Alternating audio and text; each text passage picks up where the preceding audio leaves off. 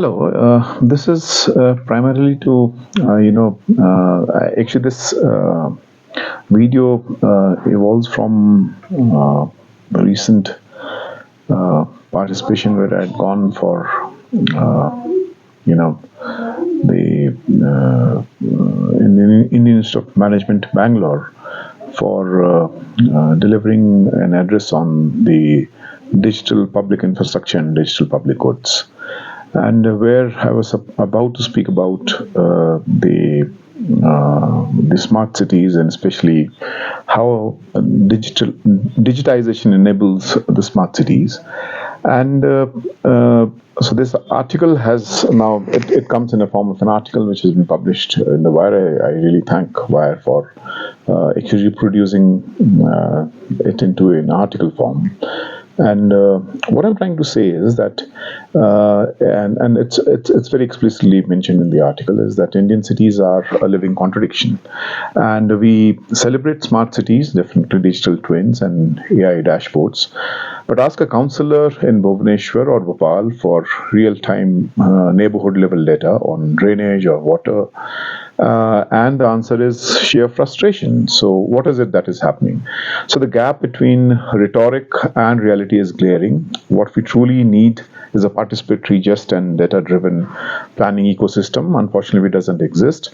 What we have instead is a fragmented, top down corporatized digital regime.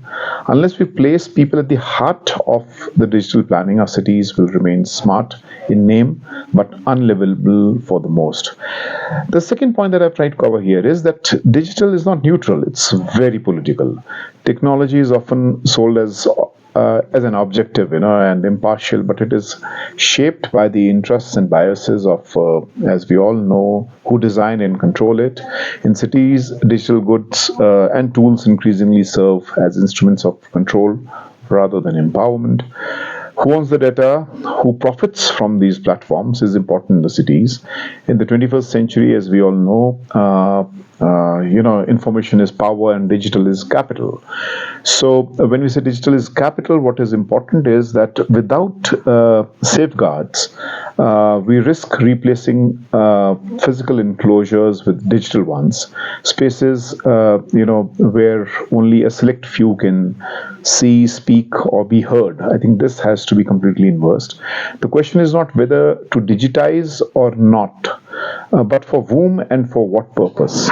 Now, capturing the digital surplus, if one understands, urban digitization generates enormous surplus value. That's another element that I've gone to detail through efficiency gains, predictive analysis, and behavioral insights. Yet in most cities, we find the surplus is being privatized. And GIS mapping, e-governance platforms, and smart utilities are routinely outsourced to private vendors who extract citizen data and monetize it without scrutiny. So we need a different model. That's what I've tried to argue here in this article.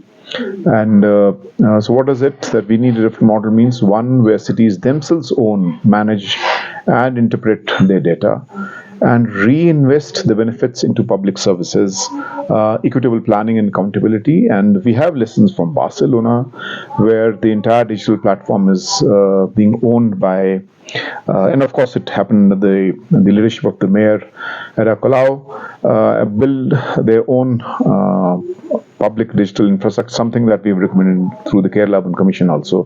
And they refused to surrender to user data to tech monopolies, and launched open source platforms like Decidem to involve residents in planning and budgeting. It also nurtured a local ecosystem of cooperatives and civic tech startups, keeping innovation and jobs within the city. So the point in Simla also we tried to, so another point that I've tried to highlight is digital sovereignty, what we tried to do in Simla, where we asked one of the diggers when they were laying the fiber, that to lay two ducts free of cost for us when I was serving as the deputy mayor here. And so this is the kind of digital sovereignty that one must assert. And we agreed only once the two ducts were or laid out. Now these ducts can be used for Wi-Fi, CCTV, and all that is happening. So the point that I've tried to build here is that yes, we require digital public infrastructure, digital public goods, but these ought to be digital public goods, not to be privatized for corporate profits and for what we call, for benefiting a few, and that's exactly what is happening. We've seen the example of the National Urban Digital Mission, where the data is completely centralized at the center. What we need is complete democratization of this data, so that the cities not just own, but are also able to build different channels. And something that we have recommended in the Kerala Urban Commission is the whole question of blockchain, because the blockchain sounds too good, but the point is, who owns the blockchains? Who owns the ledger? Whether it's for the larger corporate, aggrandizement of the city spaces through the digital network, and this is also part of the urban commons, where I try to speak in another article that has been published by the Scroll. So I think the larger picture is that yes, this is going to happen 25 years henceforth, but when we say this is going to happen, who is going to own it? People? Are we democratizing the process? And at the same time, what is important, what is the role of the city government? I think one can go in detail to read the article and go through it. Thank you. And the comments are open. I mean, one can, I'm open to comments and, of course, suggestions for further, enhancing this entire framework. But I think this is going to be the future for enabling better governance in the cities. The point is, whether this will be at the hands of the corporates or this is going to be at the hands of the people, I think the choice is quite clear in front of us. Thank you so much.